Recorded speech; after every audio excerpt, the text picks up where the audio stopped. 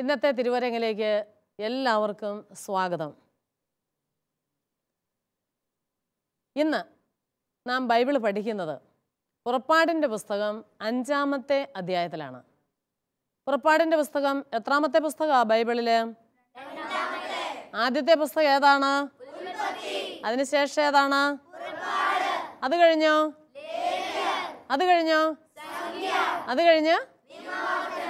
ആദ്യത്തെ 5 പുസ്തകം നമ്മൾ പഞ്ചഗ്രന്ഥി എന്നാണ് പറയുന്നത്. അത് ഉൽപ്പത്തി, പുറപ്പാട്. ആ പുറപ്പാട് പുസ്തകത്തിലെ 5-ാമത്തെ അധ്യായത്തിൽ വിവരിച്ചിരിക്കുന്ന കാര്യമാണ് ഇന്നത്തെ ഈ തിരുവരങ്ങിൽ നാം പഠിക്കാൻ പോകുന്നത്. എല്ലാവർക്കും സന്തോഷമാണോ പഠിക്കാൻ?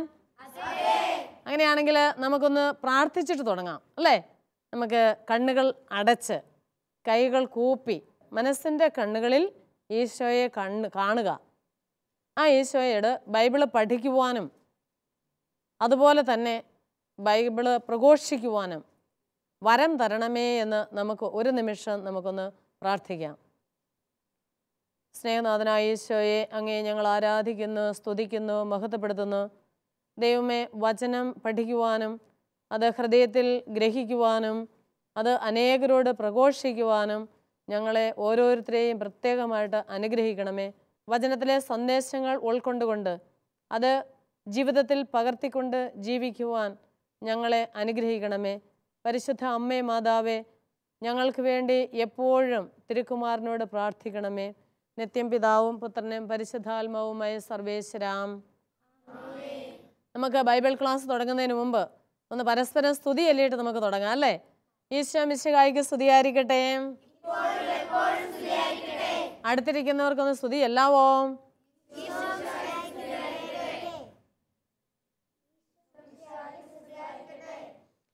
ഇന്ന് നമ്മൾ പഠിക്കുന്നത് പുറപ്പാടിൻ്റെ പുസ്തകം 5-ാമത്തെ അധ്യായമാണെന്ന് സിസ്റ്റർ പറഞ്ഞു അല്ലേ? ഈ 5-ാമത്തെ അധ്യായത്തിൽ വിവരിക്കുന്നത് ഫറോ രാജാവിൻ്റെ അടുക്കലേക്ക് ദൈവം മോശയെയും അഹറോനെയും അയക്കുന്ന സംഭവമാണ്. അയക്കുന്നത് എന്തിനാണെന്ന് വെച്ചാൽ, ദൈവം നേരത്തെ തന്നെ വിശ്വാസികളുടെ പിതാവായ അബ്രാഹവുമായിട്ട് ഒരു ഉടമ്പടി ഉണ്ടാക്കിയിട്ടുണ്ടായിരുന്നു അല്ലേ? ആ ഉടമ്പടി അനുസരിച്ച് ദൈവം തന്നെ ക്രമീകരിക്കുന്ന ഒരുപാട് കാര്യങ്ങൾ നാം പഠിച്ചിട്ടുണ്ട്. അങ്ങനെ വന്ന പുറപ്പാടിൻ്റെ പുസ്തകം 5-ാമത്തെ അധ്യായത്തിൽ വരുമ്പോൾ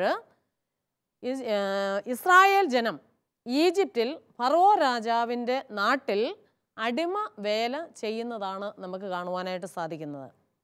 പിതാവായ ദൈവം ഈ ഇസ്രായേൽ ജനത്തെ ഈ അടിമത്തത്തിൽ നിന്നും രക്ഷിക്കുവാൻ മനസ്സാകുന്നു. അങ്ങനെ ഇസ്രായേൽ ജനത്തെ മോചിപ്പിക്കുവാനുള്ള ഒരു ദൗത്യം ഏൽപ്പിക്കുന്നത് മോശയ്ക്കാണ്.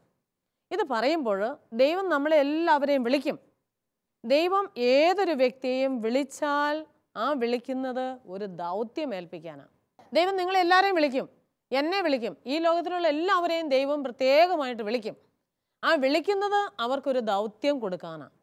ചിലർ ആ ദൗത്യം നിറവേറ്റും, ചിലർ ദൈവത്തിൽ നിന്നും തിരിഞ്ഞു നടക്കും.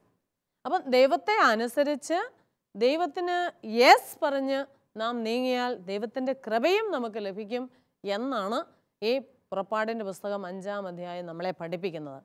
അവിടെ മോശയെ വിളിച്ചിട്ട് ഒരു ദൗത്യം ഏൽപ്പിക്കുക. ഇസ്രായേൽ ജനം ഇപ്പോൾ അടിമ വേല ചെയ്യുക, അവരെ മോചിപ്പിക്കണം, അവരെ കാനാൻ ദേശത്തേക്ക് യാത്രയാക്കണം, അങ്ങനെ കാനാൻ ദേശത്ത് എത്തിക്കണം. അത് ദൈവത്തിൻ്റെ ഒരു പദ്ധതിയാണ്. അപ്പോൾ ഈ മോശയോട് ദൈവം ഇത് പറഞ്ഞു, കൂട്ടിനായിട്ട് സഹോദരൻ അഹറോനെയും നൽകി. ഇന്ന് നമ്മൾ പഠിക്കുന്നത് ഈ മോശയും അഹറോനും ഫറോ രാജാവിൻ്റെ സന്നിധിയിൽ ചെന്ന് ഈ ഈജിപ്തിൽ അടിമവേല ചെയ്യുന്ന ഇസ്രായേൽ ജനത്തെ വിട്ടയക്കണം എന്ന് ആവശ്യപ്പെടുക. അപ്പം ഫറോ ചോദിച്ചു, എന്തിനാ ഞാനിവരെ വിട്ടയക്കുന്നത്? കാരണം ഞങ്ങളുടെ നാട്ടിലെ മുഴുവൻ ജോലിയും ചെയ്തു തീർക്കുന്നത് ആരാണ്? ഇസ്രായേൽക്കാരാ, ഈ അടിമവേല ചെയ്യുന്നത്. അവരെ വിട്ടയക്കൂല. അപ്പം മോശ പറഞ്ഞു, കർത്താവ് അരുളി ചെയ്തു, കർത്താവ് എന്നോട് പറഞ്ഞു, അങ്ങയോട് ഒന്ന് പറയണം, ഈ ഇസ്രായേൽ ജനത്തെ 3 ദിവസത്തെ യാത്ര ചെയ്ത് മരുഭൂമിയിലൂടെ യാത്ര ചെയ്ത് മരുഭൂമിയിൽ പോയി ബലിയർപ്പിക്കണം. കാനാൻ ദേശത്തേക്ക് പോകാനാണെന്നൊന്നും പറഞ്ഞില്ല. 3 ദിവസത്തേക്ക് ഈ ജനത്തെ വിട്ടയക്കണം. മരുഭൂമിയിലൂടെ പോയി 3 ദിവസത്തെ യാത്ര ചെയ്ത് കർത്താവിന് ബലിയർപ്പിക്കണം. ഫറവോ ചോദിച്ചു, അല്ലയോ മോശേ, അഹറോനെ, നിങ്ങൾ എന്താ ഈ പറയുന്നത്? എനിക്കിത് മനസ്സിലാകുന്നില്ല. നിങ്ങൾ ഈ പറയുന്ന കർത്താവിനെ ഞാൻ അറിയുന്നില്ല. ഞാൻ അറിയില്ലാത്ത ഒരു കർത്താവ് പറയുന്ന ഒരു കാര്യം ചെയ്യേണ്ട കാര്യവും എനിക്കില്ല. അതുകൊണ്ട് ഞാൻ വിട്ടയക്കത്തില്ല. നിങ്ങൾ എവിടെയാണെന്ന് പൊക്കോ. അന്ന് ഫറവോ ഒന്നുകൂടി ചിന്തിച്ചപ്പോൾ മനസ്സിലായി, ഇവർ അലസന്മാരാ, ഇവർക്ക് ജോലി ചെയ്യാൻ കഴിയുകയില്ല. അതുകൊണ്ടാണ് കർത്താവിന് ബലി അർപ്പിക്കണമെന്നും ഇവിടെ നിന്ന് മാറി 3 ദിവസം ജോലി ചെയ്യണ്ടല്ലോ പോയാൽ. അതുകൊണ്ട് ഇത് അവരുടെ ഒരു അടവാണ്, ഒരു സൂത്രമാണ് എന്ന് പറഞ്ഞിട്ട് ഇതിൻ്റെ മേലാളന്മാരെ വിളിച്ചു. ഈ അടിമകളെ നോക്കുന്ന മേലാളന്മാരുണ്ട്, മേലധികാരികളും മേലാളന്മാരും ഒക്കെ ഉണ്ട്. അവരെ വിളിച്ചിട്ട് പറഞ്ഞു, ഒരു കാര്യം ചെയ്യണം, അവർ അലസന്മാരാണ്, ജോലി ചെയ്യാൻ കഴിയാത്തത് കൊണ്ടാണ് ഞങ്ങൾക്ക് ബലിയർപ്പിക്കാൻ പോകണമെന്ന് പറയുന്നത്. അതുകൊണ്ട് അവർ കൂടുതലും ചെയ്യുന്ന ഇഷ്ടിക ഉണ്ടാക്കുക. അവിടെ രാജകൊട്ടാരങ്ങൾ പണിയണം, വീടുകൾ പണിയണം, മതിലുകൾ തീർക്കണം. അങ്ങനെ വേണ്ട ഇഷ്ടികയാണ് ആ സമയത്ത് അവരുണ്ടാക്കിക്കൊണ്ടിരിക്കുന്നത്. ഈ ഇഷ്ടിക ഉണ്ടാക്കാനായിട്ട് വൈക്കോല് വേണം. അപ്പോൾ ഇത്രയും നാളും വൈക്കോല് മറ്റ് പല ദേശത്തു നിന്ന് ശേഖരിച്ച് ഇവർക്ക് ഇഷ്ടിക ഉണ്ടാക്കുന്ന കളത്തിൽ കൊണ്ടുപോയി കൊടുക്കുമായിരുന്നു. രാജാവ് പറഞ്ഞു, ഇവർ അലസന്മാരായതുകൊണ്ട് ഇനി ഇവർക്ക് വൈക്കോല് കൊടുക്കണ്ട, അതിന് പകരം ഇവർ തന്നെ പോയി വൈക്കോല് ശേഖരിക്കട്ടെ. അപ്പോൾ കൂടുതൽ ജോലി ഉണ്ടാകുമല്ലോ. പക്ഷേ ഇഷ്ടിക ഉണ്ടാക്കുന്ന എണ്ണത്തിൽ മാറ്റം വരാനും പാടില്ല. ഇഷ്ടിക എന്തുമാത്രം ഇഷ്ടിക ഓരോ ദിവസം ഉണ്ടാക്കിയിരുന്നോ അത്രയും തന്നെ ഇഷ്ടികയും ഉണ്ടാക്കണം. ഫറവോ രാജാവിൻ്റെ കൊട്ടാരത്തിൽ നിന്നും മേലാളന്മാരും അധികാരികളും ഉടനെ ഈ അടിമകളുടെ അടുക്കലേക്ക്, അടിമകളെന്ന് പറഞ്ഞാൽ ആരാ? ഇസ്രായേൽ ജനത്തിൻ്റെ അടുക്കലേക്ക് ചെന്നിട്ട് പറഞ്ഞു, നിങ്ങളുടെ കൂട്ടർ ആരാ നിങ്ങൾക്ക് ബലി അർപ്പിക്കാൻ പോകണമെന്ന് പറഞ്ഞ് രാജാവിൻ്റെ അടുക്ക ചെന്നു. അതുകൊണ്ട് രാജാവ് നിങ്ങളുടെ നേരെ കോപം കൊണ്ട് നിങ്ങൾക്ക് കൂടുതൽ ജോലി തന്നിരിക്കുക.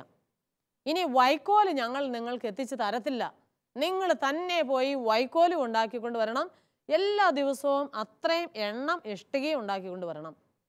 അത്രയും ഇഷ്ടിക ഉണ്ടാക്കിയില്ലെങ്കിൽ ഇവരെ ചാട്ടവാർ കൊണ്ട് അടിക്കുക, ഇവരെ ഉപദ്രവിക്കുക, ഇവർക്ക് ഭക്ഷണം കൊടുക്കാതിരിക്കുക, രാത്രി വളരെ വൈകിയും ജോലി ചെയ്യിപ്പിച്ച് അത്രയും എണ്ണം ഉണ്ടാക്കിയിട്ട് മാത്രമേ ഇവരെ വിട്ടയക്കുള്ളൂ. അപ്പം ജനം മടുത്തു. അല്ലെങ്കിൽ തന്നെ അവർക്ക് ധാരാളം ജോലി ഉണ്ടായിരുന്നു. ഇനിയിപ്പോൾ കുറേ ആളുകൾ വൈക്കോല് ശേഖരിക്കാനായിട്ട് പോകും. അതും കഴിഞ്ഞ് വരന്ന് ജോലി തുടങ്ങുമ്പോഴത്തേനും ഉച്ചയാകും. അപ്പോൾ രാത്രി വളരെ വൈകി ഇവർ അവശരായി ക്ഷീണിച്ചു. അങ്ങനെ ഇരുന്നപ്പം ഇവരെ സന്ദർശിക്കുവാനായിട്ട് മോശയും അഹ്റോനും വരികയാണ്. മോശ അഹ്റോനും വന്നപ്പോൾ ഇവർക്ക് അവരോട് വലിയ സങ്കടവും ദേഷ്യവും ഒക്കെ ആയി. അവർ ചോദിക്കുക, അവരുടെ സങ്കടം കൊണ്ട്, അവരുടെ മടുപ്പ് കൊണ്ട്, അവരുടെ വിശപ്പ് കൊണ്ട് ചോദിക്കുക, അല്ലയോ മോശ അഹ്റോനെ, ഞങ്ങൾക്ക് ബലി അർപ്പിക്കണം, നിങ്ങളോട് ആരാ പറഞ്ഞത്? ഞങ്ങൾക്ക് ബലി അർപ്പിക്കണമെന്നും പറഞ്ഞ് നീ ഫറവോ രാജാവിൻ്റെ അടുക്ക് ചെന്നിട്ടേ ഇതാ ഞങ്ങൾക്ക് ജോലിഭാരം കൂടി, ഞങ്ങൾ മടുത്തു, ഞങ്ങളെ ഇവർ ഉപദ്രവിക്കുന്നു, നീ എന്തുകൊണ്ടാണ് ഇങ്ങനെയൊക്കെ ഞങ്ങളോട് ചെയ്യുന്നത്? ഞങ്ങൾക്കൊരു ബലി അർപ്പിക്കാനും പോകണ്ട, ഞങ്ങൾക്കൊരു കർത്താവിനെയും കാണണ്ട, ഞങ്ങൾക്ക് കിട്ടുന്ന വെള്ളവും കിട്ടുന്ന ഭക്ഷണവും ഒക്കെ കഴിച്ച് ഞങ്ങൾക്കൊന്ന് കഴിഞ്ഞു കൂടിയാൽ മതി, നിങ്ങൾ എന്തിന് ഞങ്ങളെ ഇതുപോലെ ഉപദ്രവിക്കുന്നു എന്നും പറഞ്ഞ് ഇവരോട് ഒരുപാട് സങ്കടം പറഞ്ഞു. അപ്പോൾ മോശ ഓർത്തു, ശരിയാണല്ലോ, ഞാൻ കാരണമാണ്, എന്നോട് കർത്താവ് പറഞ്ഞു, ആ കർത്താവ് പറഞ്ഞത് ഞാൻ പോയി അഹ്റോനോട് പറഞ്ഞു. അങ്ങനെ അഹ്റോൻ ഈ ജനത്തെ അധികം കഷ്ടപ്പെടുത്തുന്നു. അത് ജനത്തിൻ്റെ ആ സങ്കടവും ദേഷ്യവും വിശപ്പും ദാഹവും എല്ലാം കണ്ടപ്പോൾ മോശയ്ക്ക് അതിയായ സങ്കടം തോന്നി. മോശ എന്നാ ചെയ്യുന്നത്? ദൈവം പറഞ്ഞിട്ടല്ലേ? മോശ വേഗം കർത്താവിൻ്റെ സന്നിധിയിൽ പോയി പ്രാർത്ഥിക്കാൻ തുടങ്ങി. അല്ലയോ ദൈവമേ, നീ എന്തിനാണ് എന്നോട് ഇതുപോലെ പെരുമാറുന്നത്? നീ എന്തിനാ ഇതുപോലൊരു ദൗത്യം എനിക്ക് തരുന്നത്? ഇങ്ങനെ ഞാൻ ചെന്ന് ഫറവോയോട് പറഞ്ഞതുകൊണ്ട് അവർ ഇസ്രായേൽ ജനത്തെ കൂടുതൽ ഞെരുക്കുന്നത് നീ കാണുന്നില്ലേ? നിന്റെ സ്വന്തം ജനമാണെന്നൊക്കെ പറഞ്ഞിട്ട് ഇപ്പത്തെ അവർ കൂടുതലായിട്ട് കഷ്ടപ്പെടുന്നു. എനിക്കിത് കണ്ടിട്ട് സഹിക്കാൻ പറ്റുന്നില്ല ദൈവമേ എന്ന് പറയുക. അപ്പോൾ ദൈവം മോശയോട് പറയുക, ഞാൻ കർത്താവാണ്, ഞാൻ അബ്രാഹത്തിൻ്റെയും ഇസഹാക്കിൻ്റെയും യാക്കോബിൻ്റെയും ദൈവമാണ്. ഞാൻ അബ്രാഹത്തിനും ഇസഹാക്കിനും യാക്കോബിനും ഞാൻ എന്നെ തന്നെ വെളിപ്പെടുത്തി, ആ ദൈവം തന്നെയാണ് ഞാൻ. മോശയ്ക്ക് ഇതുവരെ മോശ അങ്ങനെ വ്യക്തമായിട്ട് കർത്താവിൻ്റെ സ്വരമൊന്നും കേട്ടില്ല. ഇപ്പോഴത്തെ കൂടുതൽ കൂടുതൽ വ്യക്തമായിട്ട് ഓരോ ദിവസവും ദൈവം തന്നെ മോശയോട് സംസാരിക്കുക. അപ്പം മോശയ്ക്ക് മനസ്സിലായി ഇത് ദൈവത്തിൻ്റെ പ്രവർത്തനം തന്നെയാണെന്ന്.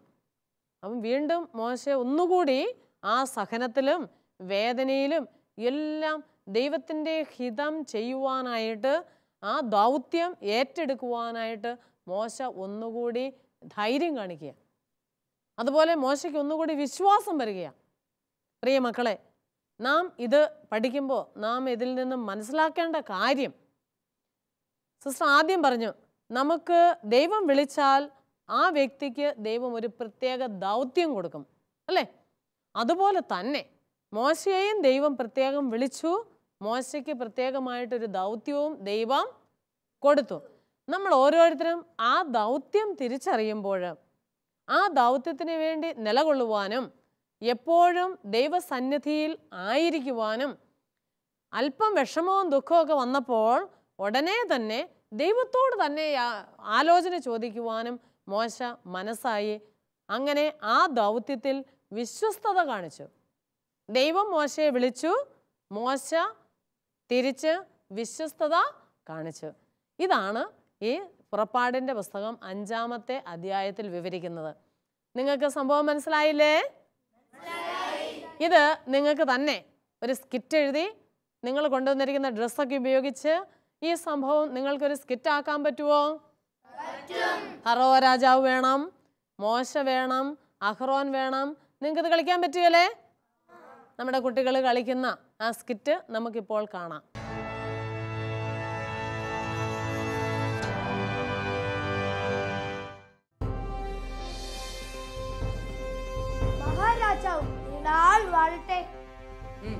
എന്ത് വേണം? അങ്ങി മുഖം കാണിക്കുവാൻ മോശയും അഹ്റോനും വന്നിരിക്കുന്നു. കടന്നു വരാൻ പറയൂ. ശരി മഹാരാജൻ.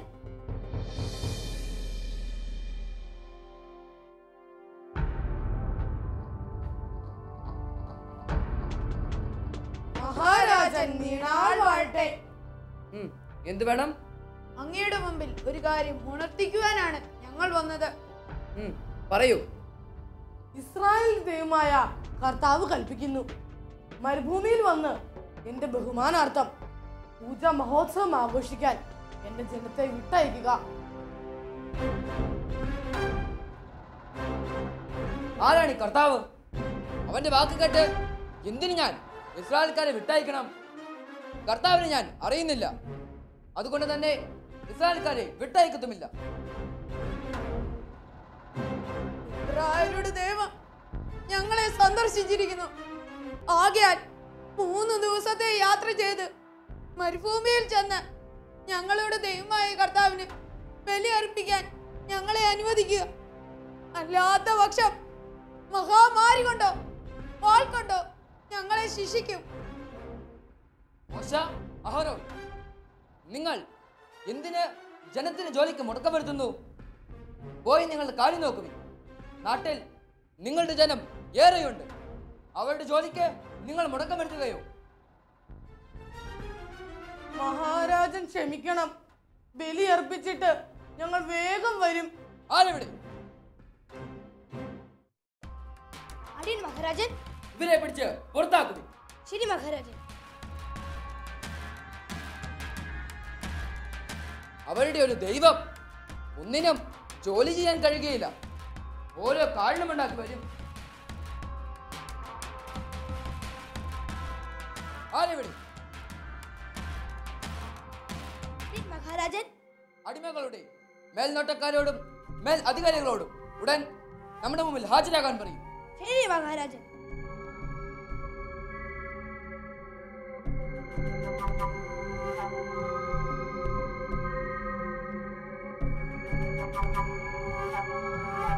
മഹാരാജാവ് നീണാൾ വാഴട്ടെ.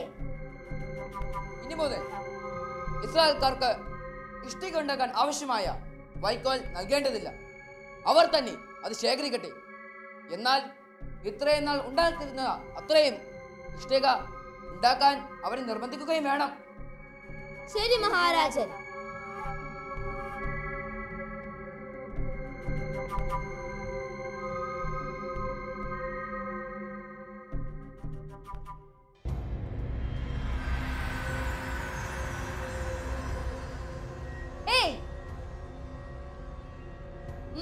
മഹാരാജാവിന്റെ പുതിയ കൽപ്പന വന്നിരിക്കുന്നു.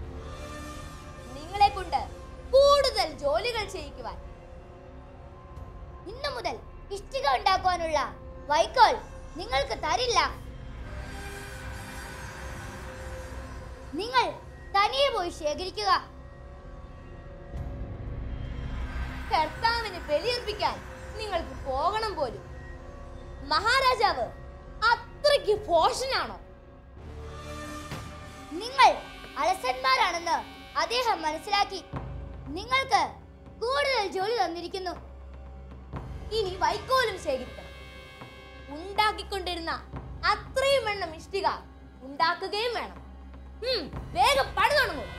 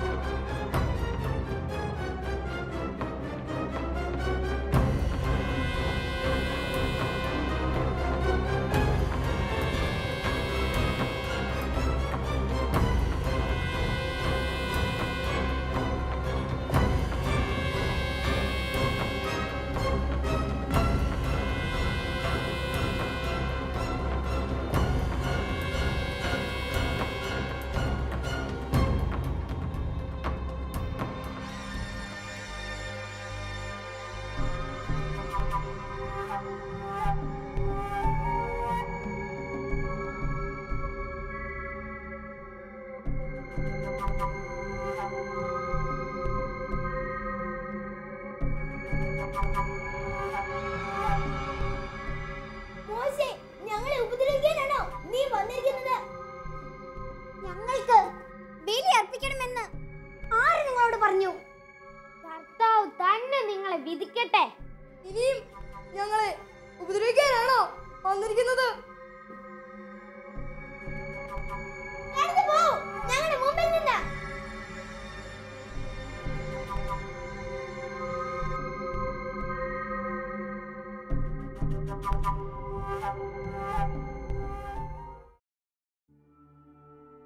കർത്താവേ, അങ്ങ് എന്തിനാണ് ഈ ജനത്തോട് ഇത്ര ക്രൂരമായി പെരുമാറുന്നത്? അങ്ങ് എന്തിനാണ് എന്നെ ഇങ്ങോട്ട് അയച്ചത്? ഞാൻ അങ്ങയുടെ നാമത്തിൽ ഫറവോയോട് സംസാരിക്കാൻ വന്നത് മുതൽ അവൻ ഈ ജനത്തെ കഷ്ടപ്പെടുത്തുകയാണ്. അങ്ങാണെങ്കിൽ അങ്ങയുടെ ജനത്തെ മോചിപ്പിക്കുന്നുമില്ല. ഞാൻ ഫറവോയോട് എന്തു ചെയ്യുമെന്ന് നീ ഉടനെ കാണും. ശക്തമായ കരത്താൽ നിർബന്ധിതനായി അവൻ അവരെ വിട്ടയക്കും. അവരെ പുറന്തള്ളാതിരിക്കാൻ വയ്യാത്ത നില അവന് വന്നുകൂടും.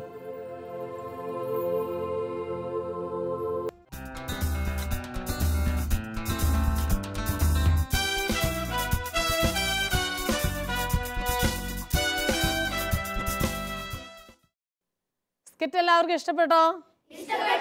നമ്മുടെ കുട്ടികൾ നല്ലതായിട്ട് കളിച്ചു അല്ലേ? കൂട്ടുകാർക്ക് എല്ലാവർക്കും പ്രത്യേകം അഭിനന്ദനങ്ങൾ കൊടുക്കുകയും ചെയ്യണം.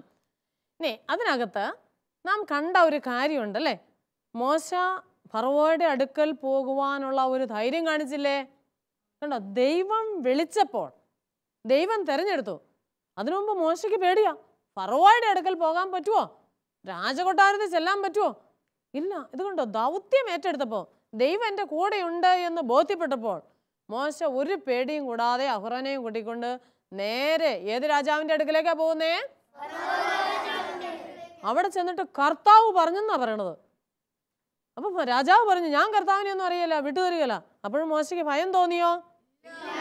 അവിടെ നിന്നാ മോശ നിരാശപ്പെട്ട് വേഗം വീട്ടിലേക്കാണോ പോയത്? അല്ല, ഇസ്രായേൽ ജനത്തിൻ്റെ അടുക്കലേക്ക് തന്നെയാണ് പോയത്.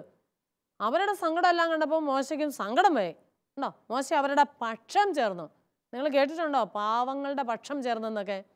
ചില സന്യാസികൾ അച്ഛന്മാരൊക്കെ ആദിവാസി സെൻറ്ററിലേക്കും പാവപ്പെട്ട ആളുകളുടെ അടുക്കിലേക്കും ഒക്കെ പോകുന്നത് ഇതുപോലെയുള്ള ദൗത്യം സ്വീകരിച്ചിട്ടാണ്. അവിടേക്ക് ഹൃദയത്തിൽ ബോധ്യം വരും. അപ്പം ഇങ്ങനെ ദൈവം തൻ്റെ കാര്യങ്ങൾ ചെയ്യുവാൻ വേണ്ടിയിട്ട് നമ്മളെ ഓരോരുത്തരെയും വിളിക്കും. ചിലപ്പോൾ നിങ്ങളെല്ലാവരെയും വിളിച്ചെന്ന് വരും. അങ്ങനെ വിളിക്കുമ്പോൾ മോശ യെസ് പറഞ്ഞതുപോലെ നമുക്കും യെസ് പറഞ്ഞുകൊണ്ട് ദൈവം അയക്കുന്നിടത്തേക്ക് പോകുവാനും അങ്ങനെ ദൈവം അയക്കുന്നിടത്ത് പോയി കഴിയുമ്പോൾ അവിടെ ചില ബുദ്ധിമുട്ടുകളും പ്രയാസങ്ങളൊക്കെ ഉണ്ടാകും. മോശയോട് സ്വന്തം ജനങ്ങളാ കയർത്ത് സംസാരിച്ചത് അല്ലേ? പക്ഷേ അപ്പോഴും മോശ എന്ത് ചെയ്യുക? ഒരു ധൈര്യം കിട്ടി. ആ ധൈര്യം ആര് നൽകുന്നതാ? അപ്പോൾ ഒരു കാര്യം നമ്മൾ മനസ്സിലാക്കണം, ഈ ദൗത്യം ചെയ്യുമ്പോഴും സഹനങ്ങളുണ്ടാവും. ഉണ്ടാകുകയല്ലേ? ബൈബിളിലേക്ക് നോക്കിയാൽ ഏത് കഥാപാത്രത്തെ എടുത്ത് നോക്കിയാലും ഇതാ കർത്താവിൻ്റെ ദാസി ആരാ പറഞ്ഞത്? മറിയത്തിനും സഹനം ഉണ്ടായില്ലേ? ഏറ്റവും കൂടുതൽ സഹനം ഉണ്ടായതാ അല്ലേ? അപ്പോൾ ദൗത്യം ഏറ്റെടുക്കുമ്പോൾ ആ കൂടത്തിൽ എന്തും കൂടെ തരും? സഹനം കൂടെ തരും. അതും കൂടെ സ്വീകരിച്ചുകൊണ്ട് ദൈവത്തിന് വേണ്ടി ജീവിക്കുവാനുള്ള ഒരു ദൃഢനിശ്ചയമാണ് ഇതുവഴി ഈ ഭാഗം നമ്മൾ പഠിക്കുമ്പോഴും വായിക്കുമ്പോഴും നമ്മുടെ ഹൃദയത്തിൽ വേണ്ടത്. അപ്പോൾ നിങ്ങളൊന്ന് വിചാരിക്കണം, വലുതായി വരുന്തോറും നിങ്ങളെ എല്ലാം ദൈവം വിളിക്കും, പ്രത്യേക ഒരു ദൗത്യം ഏൽപ്പിക്കും. അത് ഏതൊക്കെ തരത്തിലാണെന്നുള്ള അറിയത്തില്ല.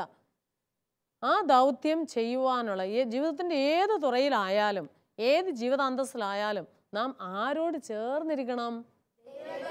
ദൈവത്തോട് ചേർന്നിരിക്കണം എന്ന സത്യം നിങ്ങൾക്ക് മനസ്സിലായോ? അങ്ങനെ ആയിരിക്കാൻ പറ്റുമോ? അതിന് എപ്പോഴേ തന്നെ നിങ്ങൾക്ക് പ്രാർത്ഥിക്കാൻ പറ്റുമോ? നമുക്ക് ഈ സമയം ഒന്ന് പ്രാർത്ഥിക്കാം. സ്നേഹനാഥനായ ദൈവമേ, അങ്ങയുടെ സന്നിധിയിൽ ഒരുമിച്ച് കൂടിയിരിക്കുന്ന ഈ കുഞ്ഞു മക്കൾക്ക് വേണ്ടി അങ്ങയെ ഞാൻ ആരാധിക്കുകയും സ്തുതിക്കുകയും മഹത്വപ്പെടുത്തുകയും ചെയ്യുന്നു. ഈശോയെ, അങ്ങ് ഞങ്ങളെ ഓരോരുത്തരെയും വിളിച്ചിരിക്കുന്നു. അങ്ങ് ഞങ്ങൾക്ക് ഓരോരുത്തർക്കും വ്യത്യസ്തമായ ദൗത്യവും ഏൽപ്പിച്ച് നൽകിയിരിക്കുന്നു.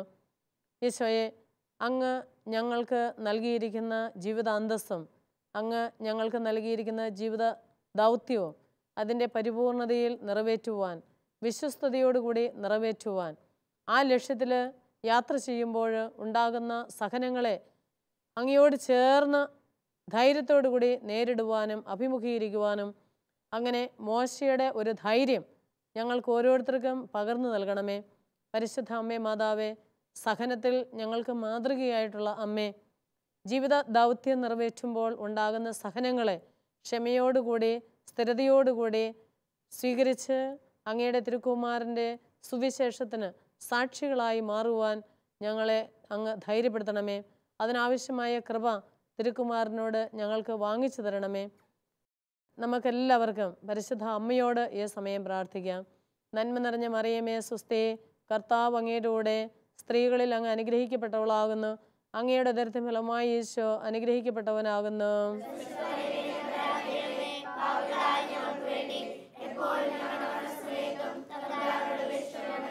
പിതാവിൻ്റെയും പുത്രൻ്റെയും പരിശുദ്ധാത്മാവിൻ്റെയും നാമത്തിൽ. നമുക്ക് വീട്ടിലേക്ക് പോകുന്നതിന് മുമ്പ് ഇടതും വലതും ഇരിക്കുന്ന കുഞ്ഞുങ്ങൾക്ക് ഒന്ന് സ്തുതി ചൊല്ലിക്കേ. ഈശോ മിശിഹായിക്ക് സ്തുതിയായിരിക്കട്ടെ, ഈശോ മിശിഹായിക്ക് സ്തുതിയായിരിക്കട്ടെ.